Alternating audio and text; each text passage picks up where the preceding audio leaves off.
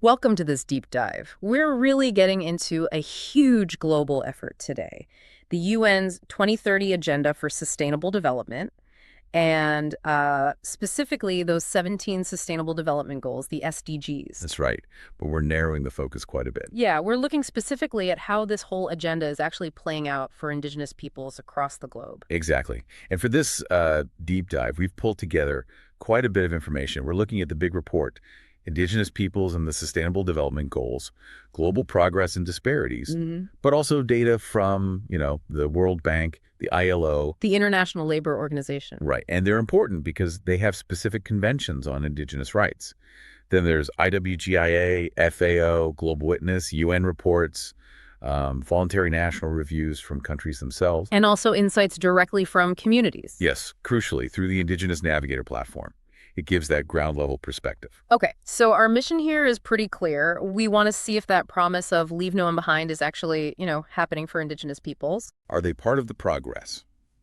Or are the gaps widening? That's the core question. And just to set the stage, the numbers are quite startling. They really are. I mean, think about this. Indigenous peoples make up about, 6.2% of the world's population? Around 476 million people. Okay, about 6%. But they account for a huge 18.2% of people living in extreme poverty worldwide. 18%. That's almost 3 times their share of the population. Precisely. And it gets starker. Wow. Life expectancy differences can be massive, sometimes up to 20 years less than non-Indigenous group. 20 years. Okay, that's a massive gap. Let's definitely unpack this. Where should we start? Maybe SDG 1? No poverty. Makes sense. SDG 1 aims to end poverty everywhere. And for a population nearly 3 times more likely to be in extreme poverty globally, well, it's obviously fundamental. And there's a specific target in there that's relevant. Yes. Target 1.4, it focuses specifically on securing rights to land and resources, which, as we'll see, is absolutely critical. Right. So what do the disparities actually look like on the ground? You mentioned Latin America earlier. Yeah, the figures there are quite telling. If you look at poverty using the $5.50 a day line, it's over 45% for Indigenous people, compared to around 20% for non-Indigenous. So more than double. More than double. And for extreme poverty, that's under $1.90 a day. It's roughly double too, around 7% versus 3%. And globally, you said 18% of the extreme poor are Indigenous, but they're only 6% of the population. Exactly. It highlights this profound systemic issue. It's not just a small difference. So what's driving this? What are the root causes behind these huge gaps? It's a mix of interconnected factors, really. Lack of secure land rights is a huge one. Okay. Without that formal recognition of their ancestral territories, it's incredibly hard to manage resources sustainably for their own benefit. Then there's access to economic opportunities. Meaning jobs. Jobs, yes, but also just participating in the economy. They often face outright discrimination in the labor market. And social protection, things like pensions or unemployment benefits, coverage is often much lower. Right, especially if people are in remote areas or maybe in the informal economy. Precisely. All these things compound the problem. It sounds like even just getting a handle on the scale of the problem, getting the data, is tough. It absolutely is. That's a critical point. We have significant data gaps. How so? Well, many standard national surveys just don't disaggregate data by Indigenous identity. They don't separate it out. So you can't always see these specific disparities in the official numbers. So how do we get around that? That's where things like the Indigenous Navigator become so vital. It's community-generated data. Indigenous communities themselves collect information on their situation using the SDG framework. That's powerful. Data collected by the communities themselves. It gives invaluable insights that you just don't get otherwise. It complements the official picture or sometimes challenges it. Okay, despite these challenges, are there any bright spots? Any examples where things are moving in the right direction on poverty? Yes, thankfully there are. We see targeted programs. Thailand and Malaysia have directed funds specifically to Indigenous groups through rural development initiatives. Yeah. Bolivia and Peru have used conditional cash transfers that have reached many Indigenous families. And Canada is making efforts, ongoing efforts, to address the really serious housing gaps in First Nations and Inuit communities. So targeted action seems key. Recognizing that link between basics like housing and overall poverty reduction, yes. But obviously, huge hurdles remain. What are those persistent big barriers? Land dispossession is still a massive issue. Still happening now? Oh, yes. Encroachment from mining, logging, big agriculture projects onto Indigenous territories is frequent. And then there's the ongoing discrimination in schools and workplaces. It just locks people into cycles of poverty. Right, it connects across generations. Sure. Okay, let's pivot to SDG 2 then, zero hunger. This must be incredibly relevant given the connection to land and traditional food systems. Absolutely crucial. SDG 2 is about ending hunger, achieving food security, improving nutrition, and promoting sustainable agriculture. And are there specific targets here too? Yes. Target 2.3 explicitly mentions indigenous peoples when it talks about doubling the productivity and incomes of small-scale food producers. And 2.5, on conserving genetic diversity, think traditional seeds is vital too. Because indigenous communities are often the guardians of that biodiversity. Exactly. They hold so much traditional knowledge about local varieties and sustainable practices. But the reality in terms of hunger and nutrition, it's not good. No, unfortunately, the disparities are stark here as well. Guatemala is a really sobering example. Nearly 80% of indigenous children there suffer from stunting. 80%. 80%, compared to about 40% for non-indigenous children. It shows chronic malnutrition. That's devastating. And even in developed countries like Canada, food insecurity in Inuit communities in the Arctic is incredibly high, often many, many times the national average. So what makes it so hard for them to maintain their agricultural livelihoods to get enough food? Access is a big problem. Access to land, first and foremost, but also credit, technology that's appropriate, extension services, basically, the support systems other farmers might get. Right. And on top of that, you have land degradation and the intensifying impacts of climate change, which directly threaten their traditional ways of producing food. And you mentioned traditional food systems being disrupted. How does that affect health and nutrition? It has a profound effect. Yeah. Historical factors like colonization, loss of land, environmental changes. It's often forced a shift away from diverse, nutrient-rich traditional diets. Towards more processed foods. Often, yeah. Yeah. More processed, sometimes cheaper, imported foods. Yeah. And this leads to what experts call the double burden of malnutrition. Double burden. Yeah, where you see undernutrition, like stunting, existing alongside rising rates of overweight, obesity, and related chronic diseases like diabetes. It's a complex health crisis. Are there initiatives trying to counter this?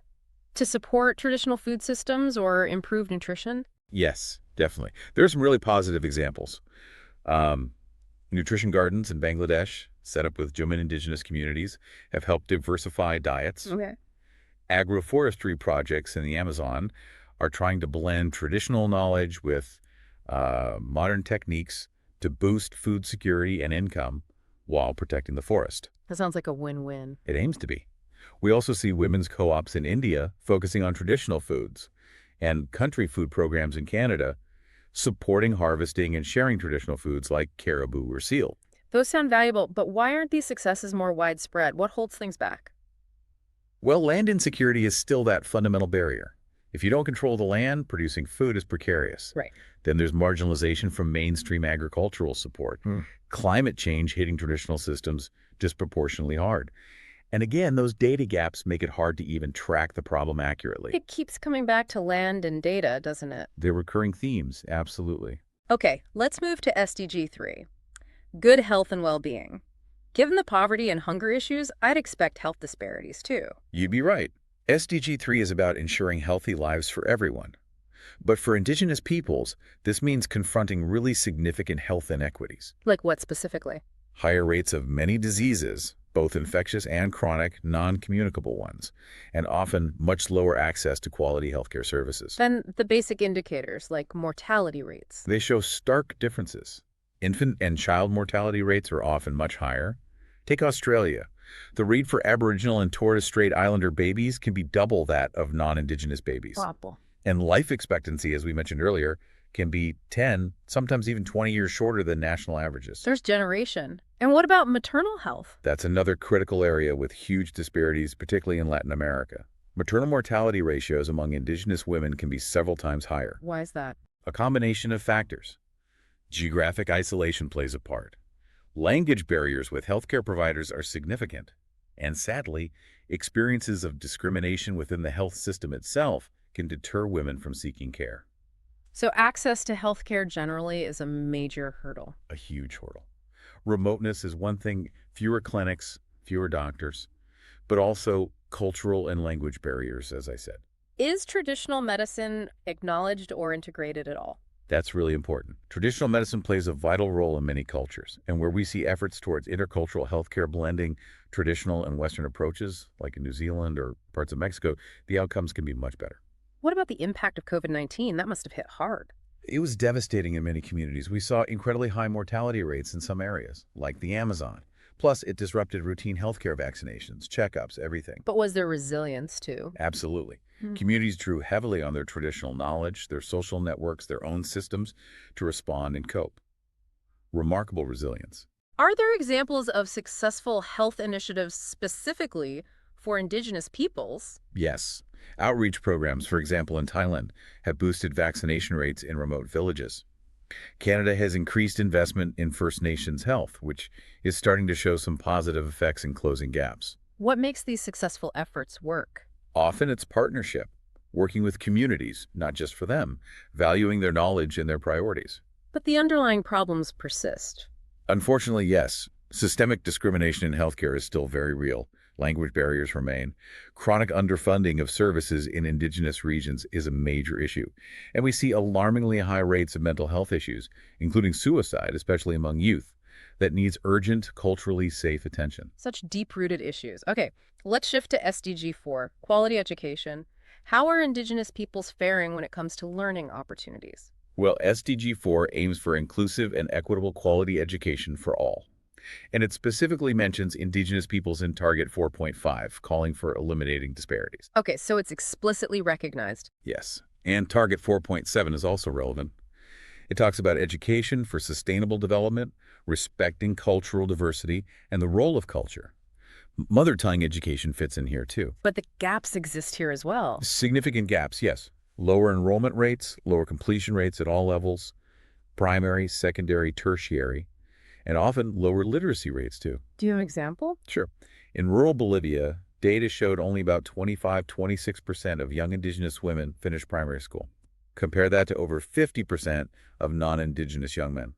A huge gender and ethnicity gap. What causes these educational disparities? What are the main barriers? Language is a big one. Being taught in a language that isn't your first language is a major hurdle from day one. Right. Then there's geography. Remote communities often lack schools or qualified teachers. Poverty forces kids out of school. Discrimination within the school system itself happens. And curricula often just don't reflect Indigenous cultures or histories. They feel irrelevant. That makes sense. Have there been efforts to tackle this? Any progress? Yes, there has been progress. Bilingual and intercultural education is expanding in places like Bolivia, Peru, New Zealand, the Nordic countries. That seems to help with attendance and achievement. What about community-led schools? Also important, community-controlled schools, where Indigenous communities have a direct say in curriculum and teaching. We see examples in the U.S., Canada, Indonesia. They often show better results. And Target 4.5 is pushing governments to actually set goals for closing these gaps. But challenges remain, I assume. Oh, definitely. Funding for quality intercultural education is often insufficient. There aren't enough qualified Indigenous teachers. Dropout rates, especially at the secondary level, stay high. And the digital divide. Yes, that's another layer. Limiting access to online resources and learning, especially during the pandemic. And underlying all this is the critical issue of Indigenous language loss, which education systems often don't adequately support. A complex web. Let's move to SDG 5. Gender equality. You touched on Indigenous women facing compounded discrimination. Exactly. SDG 5 aims for gender equality and empowering all women and girls. But for Indigenous women, you have to look at the intersection of gender bias and ethnic or racial discrimination. And the situation regarding violence is particularly alarming. Tragically, yes. Rates of domestic violence, sexual assault, and homicide against Indigenous women are significantly higher in many places than for non-Indigenous women. The MMWG crisis? The missing and murdered Indigenous women and girls crisis in Canada and the U.S. is a horrific example of this vulnerability. Add to that higher maternal mortality, fewer economic opportunities, less land ownership. It's a pattern of disadvantage. But Indigenous women are also leaders, aren't they? Pushing for change. Absolutely critical leaders. Yeah. While they might still be underrepresented in formal politics, their leadership in communities, in movements for social justice, economic empowerment, environmental protection, it's incredibly powerful. We see strong examples in places like Bolivia, Nicaragua, and Nepal. So approaches to gender equality need to be culturally specific. Essential. One size fits all doesn't work. Interventions have to be developed with Indigenous women, respecting their cultural contexts. And a key part of this is protecting Indigenous women who are environmental defenders. They face enormous risks. What kinds of initiatives seem promising? Leadership training programs, like those run by FEMI, the International Indigenous Women's Forum. Initiatives focused on securing land rights for women, support for women artisans, like in Bolivia, legal reforms addressing violence and discrimination. But data is still an issue here, too. Yes, major data gaps specifically on Indigenous women make it hard to track progress. We need that intersectional lens looking at both gender and Indigenous identity together. Okay, SDG 6, clean water and sanitation. A basic necessity. How does access look for Indigenous peoples? Unfortunately, there are major disparities here too. Access rates to safe, clean drinking water and improved sanitation facilities are consistently lower for Indigenous households compared to national averages. Can you give some examples? Sure. Data from Brazil suggested only around 40% of Indigenous households had safe drinking water access compared to 85% generally. In the Philippines, the gap in improved sanitation was huge, maybe 54% versus 96%. And even in developed countries. Yes, look at Canada. The issue of long-term boil water advisories in many First Nations communities has been a national concern for years. It highlights systemic failures. Why is it so hard to provide these basic services? Remoteness is often cited, making infrastructure costly. But it's also about ambiguous land status sometimes, which complicates planning. Displacement due to big projects can disrupt access. Pollution from mining or industry contaminating water sources is a huge issue. And historical factors. Definitely. A legacy of colonial neglect and chronic underinvestment in infrastructure in Indigenous territories is a big part of the story. Are there any positive signs, efforts to improve things? Yes, there are. We've seen investments in water infrastructure targeting Maori communities in New Zealand. Rural water programs in Latin America sometimes reach Indigenous areas.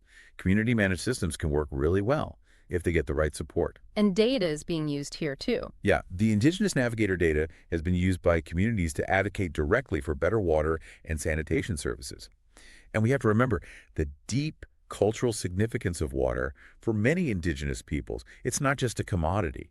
Their role in water governance is vital. But the gaps persist, especially in rural areas. Absolutely. Rural and marginalized communities are lagging. It needs sustained investment, capacity building, and tackling those root causes like land rights. And climate change is making water security even more precarious in many regions. Right. Climate change adds another layer of complexity. Okay, SDG 10, reduced inequalities. This seems to cut across everything we've discussed. It really does. SDG 10 is about reducing inequality within and among countries. It directly targets the marginalization and systemic inequalities faced by Indigenous peoples. And the current picture shows those inequalities clearly. Very clearly. Persistent income gaps, sometimes wage gaps of 30–50% in Latin America, for example. Wealth inequality, huge underrepresentation in political decision-making. And ongoing discrimination across the board. Jobs, housing, justice. Has there been any progress in tackling these deep inequalities? There's growing recognition, at least on paper. International frameworks like UNDRP, the UN Declaration on the Rights of Indigenous Peoples, and ILO Convention 169 are gaining traction. And national actions. Some countries, like Bolivia and Ecuador, have made constitutional reforms recognizing Indigenous rights. We see reconciliation efforts, like in Canada. Some affirmative action programs exist, and Indigenous advocacy itself is getting stronger and more organized, demanding change. But the barriers are still formidable. Absolutely. In some countries, Indigenous people still lack basic legal recognition of their identity and rights. Economic globalization can sometimes worsen inequalities. And that recurring issue, lack of good disaggregated data, makes it hard to pinpoint and address the problems effectively. So what's needed? Special measures are often required to counteract historical disadvantages. Recognition of languages, cultures, and crucially, support for Indigenous self-governance and autonomy. Let's move to climate change. SDG 13, climate action. Indigenous peoples are often described as being on the front lines. They absolutely are, both highly vulnerable to the impacts, but also critical contributors to the solutions. SDG 13 needs to recognize both sides of that coin. And the impacts are being felt right now. Definitely. Melting ice threatening Inuit hunting grounds in the Arctic, sea level rise engulfing low-lying islands in the Pacific, droughts intensifying in parts of Africa affecting pastoralists, forest ecosystems changing rapidly in the Amazon. It's hitting livelihoods, cultures, everything. But you also mentioned they're part of the A solution. huge part. Indigenous peoples steward something like 20–25% of the Earth's land surface, holding about 80% of its remaining biodiversity. 80%. Wow. Yeah. And studies consistently show lower deforestation rates in indigenous territories compared to other areas. Their traditional ecological knowledge is immensely valuable for adaptation, sustainable management, disaster risk reduction. Is this knowledge and their participation being included in climate policy? Increasingly, but not nearly enough. There are platforms like the LCIPP under the UN Climate Convention designed to bring this knowledge in. We see more indigenous participation at climate talks, COPs, but Yeah. often it feels tokenistic. Concerns remain about marginalization, especially in things like renewable energy projects on their lands. And crucially, access to climate finance for indigenous-led initiatives is still very limited. So they're adapting, using their own knowledge. Yes, there's a lot of resilience, reviving traditional farming or water management techniques, community-led conservation efforts. But they face huge challenges: climate-induced migration, loss of ancestral land, damage to cultural heritage. It's a justice issue, too. Which connects to SDG 15, Life on Land. This seems intrinsically linked to indigenous identity and survival. Incredibly so.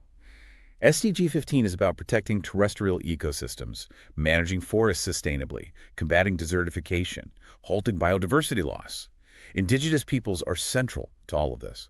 You mentioned their role in stewardship and biodiversity, Yes, their connection to land is profound, often spiritual, and their territories are globally significant for conservation. but they face enormous threats on that front. Huge threats. Deforestation from external pressures, logging, mining, agribusiness expansion, land grabbing where their land tenure isn't secure, biodiversity loss impacting their resources, and tragically, violence. Violence against land defenders. Yes, indigenous peoples are disproportionately targeted and killed for defending their lands and the environment. Global Witness tracks this in recent years. Indigenous defenders made up a shockingly high percentage of those murdered globally. That's appalling. Are there any positive trends in securing your lands? There is progress, albeit slow and uneven. Some countries have made strides in legally recognizing indigenous land rights. Colombia, Panama, the Philippines, Suriname are examples. And indigenous-led conservation. And that's growing too. Things like Indigenous Protected and Conserved Areas, IPCAs, in Australia and Canada, community monitoring initiatives in the Amazon, some benefit-sharing agreements around resource use, like in Namibia, and global recognition is increasing, like in the Kunming-Montreal Biodiversity Framework. It seems SDG 15 really needs to be linked with rights, poverty, climate. Absolutely. You can't separate them. It requires holistic approaches that secure rights, support livelihoods, and respect cultural connections to land. Okay, finally, let's touch on SDG 16. Peace, justice, and strong institutions. How does this relate to indigenous peoples? It's fundamental. SDG 16 is about promoting peaceful societies, providing access to justice for all, and building effective, accountable institutions. For indigenous peoples, this often means addressing specific issues of conflict, lack of justice, and exclusion. You mentioned violence against defenders. Are there other security issues? Yes, indigenous women often face higher rates of gender-based violence, as we discussed under SDG 5. And frequently, armed conflicts overlap with indigenous territories, putting communities at risk. And access to justice within the state system. Often very difficult. Language barriers, lack of ID documents, distance to courts, systemic bias, all play a role. This can lead to things like disproportionately high incarceration rates in some countries. Is customary law recognized? Sometimes. Countries like Bolivia and Ecuador have formally recognized customary justice systems, which can be more accessible and culturally appropriate, but it varies hugely. What about participation in governance, having a voice? That's another key area. Often there's significant underrepresentation in national and local governments. But we do see the establishment of indigenous representative bodies, like the Sami parliaments in Nordic countries or local councils. Co-management of resources, like in New Zealand, is another model. So legal frameworks recognizing rights are key. Essential. Recognizing rights to land, culture, self-determination. Policies like free, prior, and informed consent, FPIC, before projects affect their lands are crucial tools. And data on this. Participation, discrimination. Again, often sparse. It's hard to track progress without specific indicators and disaggregated data. Are there positive examples here too? Models for peace and justice. Yes, things like community policing initiatives developed with First Nations in Canada, indigenous arbitration mechanisms in the Philippines, truth and reconciliation processes, while complex, aim to address historical injustices. But major obstacles remain. Definitely. Structural racism within institutions is a huge one, lack of cultural sensitivity among officials, and in some areas the militarization of indigenous territories creates insecurity, not peace. Okay, we've covered a lot of ground looking across these different SDGs. Stepping back, what are the main takeaways, the big picture trends? Well, the clearest and perhaps most concerning trend is that indigenous peoples consistently lag behind non-indigenous populations on almost every single SDG indicator we look at. Despite their contributions. Despite their crucial roles, especially in environmental stewardship, the progress just isn't reaching them equitably. And that data gap issue seems to run through everything. It's a massive impediment. You can't fix what you can't properly measure or understand. Without good disaggregated data, targeting interventions and tracking progress for indigenous peoples is incredibly difficult. But we did hear about some successful approaches. What seems to work? Things grounded in rights. So, rights-based frameworks. Policies that are genuinely inclusive and culturally appropriate, designed with indigenous peoples. Allocating specific, targeted resources. And building real partnerships and agreements, respecting their autonomy. And conversely, what are the biggest roadblocks, the structural barriers? Persistent discrimination is huge. Weak implementation of laws and policies that already exist, the gap between paper and practice, economic pressures that prioritize resource extraction over rights and sustainability, lack of secure land tenure, we keep coming back to that, and inadequate political voice and representation. So as we wrap up this deep dive, what's the final thought you want to leave our listener with, something to really chew on? I think it's this. The entire 2030 agenda that promised to leave no one behind, its success really hinges on genuinely including indigenous peoples and not just viewing them as, passive recipients of aid. That active partners. Exactly. As Yeah. leaders, as rights holders, as holders of critical knowledge, maybe you should consider how supporting indigenous rights, recognizing their knowledge systems, maybe that isn't just about justice for them, but could actually be a key to unlocking a more sustainable and equitable future for absolutely everyone.